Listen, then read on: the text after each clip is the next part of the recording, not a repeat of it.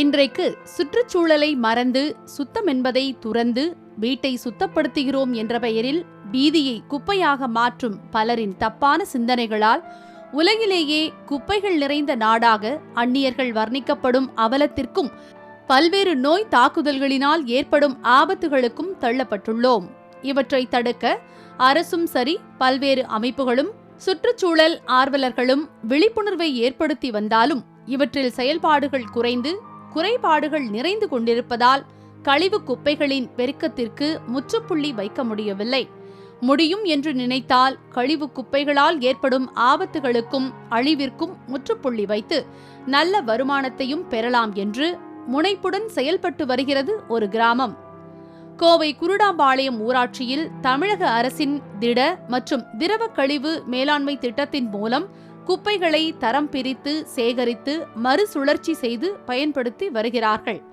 வீணான பொருட்களை வீதியில் எரியாதீர்கள் என்று கிராமம் தோறும் இந்தியாவிலேயே முதன்முறையாக பேட்டரியில் இயங்கும் 3 சக்கர வாகனம் மூலம் வீடு வீடாக சென்று குப்பைகளை சேகரித்து தரம் பிரிக்கிறார்கள்.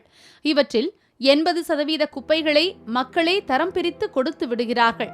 குப்பையில்லா குருடம்பாளையம் ஊராட்சியாக மாற்ற சூளுரைத்த கிராம மக்கள் ஊராட்சியின் சார்பில் கால்நடை வளர்ப்பு வாத்து வளர்ப்பையும் மேற்கொண்டு கால்நடைகளில் இருந்து பெறப்படும் சாணத்தை கொண்டு சமையல் எரிவாயு தயாரித்து அங்கு பணிபுரியும் ஊழியர்கள் மற்றும் சுய உதவி குழுக்களுக்கு உணவு தயாரிக்கப்படுவதுடன் பெறப்படும் பசும்பாலை குறைந்த விலைக்கும் விற்பனை செய்கின்றனர்.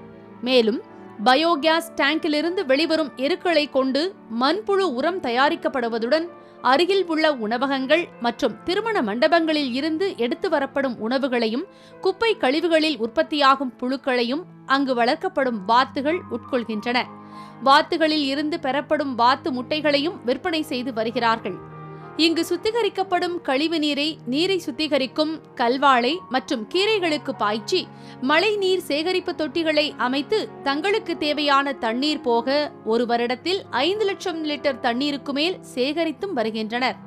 தங்களின் இந்த சிறப்பான செயல் திட்டத்தை பார்த்தும் ஆராய்ச்சிக்காக வந்தும் பலரும் பாராட்டி சென்றாலும் படித்துக் கொண்டிருக்கும் மாணவர்களும் தங்களுடன் இணைந்து செயல்படுவது தங்களுக்கு மகிழ்ச்சி அளிக்கிறது என்கின்றனர் அம்மையத்தினர்.